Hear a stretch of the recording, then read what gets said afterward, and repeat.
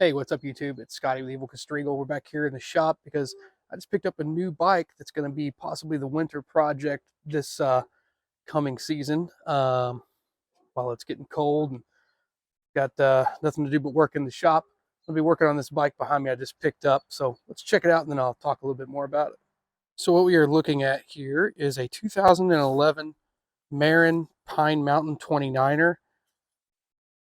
Marin came out with the Pine Mountain 29er, I believe, in 2007 or 8. They were kind of at the forefront of the whole 29 movement. And as you can tell, they hadn't changed much by the time 2011 came around. This thing has got a very steep head tube angle, 71.5 degrees. And I think the seat tube angle is 72.5 degrees.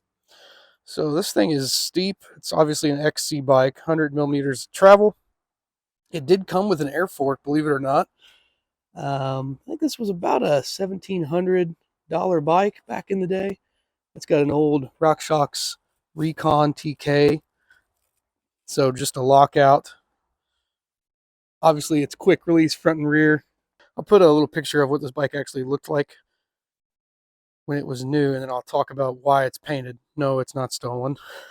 So it would have been in a kind of like a robin's egg blue color whenever it was originally purchased. But let's get into why this bike is this off-white color, and it's right there. Korbel, California Champagne. I guess this bike was a Korbel promo giveaway bike. You can see they've tried to paint over a wine bottle right there to try and match the white paint of the rest of the bike. But you can see they've actually, some of the stickers, the Korbel stickers are still on it. Some of them they didn't cover up. Korbel.com right there. So this was a Champagne bike. Yeah, it's a 3x10 drivetrain, which is insane. 30 speed. I never heard of that. It's got the Avid Juicy brakes on it. But yeah, this is all steel, baby. Chromoly. TIG welded. Pretty sweet. Cork grips, that obviously makes sense with the Champagne aspect of this bicycle. So my idea with this bike, with the build, is I said in the previous video that we do have a child on the way, and sometime in the future might be putting a shotgun seat on this bike, and this is going to be my baby cruiser. So kind of cruise around the Greenway here in the Louisville area. We've got some nice paved trails we can ride.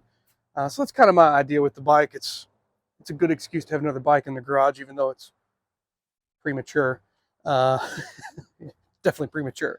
But it was just too good of it was just too cool of a bike to pass up. So I had to pick it up. I got a really good deal on it. Yeah, I'm just excited to build it. So let me know in the comments below what you think would look cool on this bike. Still kind of floating ideas on what I'm going to do. I'm probably going to paint it. I'm definitely going to paint it. Don't know what color. Do I go back to the robin's egg blue? Do I maybe go black to kind of match the Ripmo? I don't know yet, but it's going to be a cool bike. I can't wait to build it up and kind of make it my own. So some things I'm definitely keeping. I actually like this WTB thin line seat. That thing is actually really comfortable and low profile. I actually really dig it. Probably going to keep the seat post. I don't think I'm going to mess with putting a dropper on this just because why? Probably going to go 1x, although I don't know. The 3x is probably good for what I'm going to be doing with this bicycle, so I might actually keep the old SRAM 3x on this thing. I don't know. We'll see what happens there. The tires are actually in really good condition. The guy that I bought this from was using it as a baby hauler. I don't think he used it a whole lot. It just kind of sat. The fork I was going to change out. I didn't think it was an air fork, but when I went to pick it up, lo and behold, it is actually an air fork, and it's holding pressure. I actually found the setup guide for this thing and set it up. It feels pretty good. So I think I'm going to keep the wheels. I'm not going to mess with the brakes. I had all these plans to change out the brakes, but I've heard bad things about the Juicies, but they feel good, and it's not like I'm going to be riding this bike hard. So I'm going to run them. They work. Definitely going to put a shorter stem on this thing. Maybe wider bars, although the narrow bars probably are more comfortable for what we're going to be doing with this thing. Yeah, there's the next project right there.